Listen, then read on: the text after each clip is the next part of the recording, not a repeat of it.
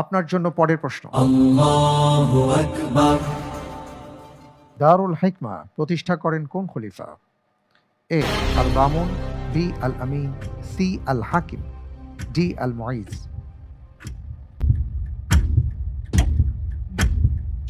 50-50 chance আছে। 50-50 chance দেয়া হোক।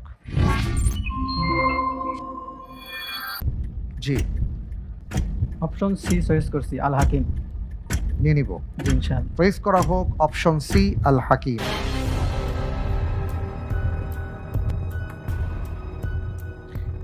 আপনি অপশন সি কে পছন্দ করেছেন, এটা কি জেনে বুঝে? জি। তাই আমি দেখতে পাচ্ছি আপনি যে উত্তরটি দিয়েছেন এবং বললেন আপনি জেনে বুঝে, আপনার উত্তরটি সঠিক উত্তর। আলহামদুলিল্লাহ। মাশাআল্লাহ। জি, আবু আলী মনসুর আল হাকিম বিল্লাহ ছিলেন ফাতিমি খেলাফতের ষষ্ঠ খলিফা।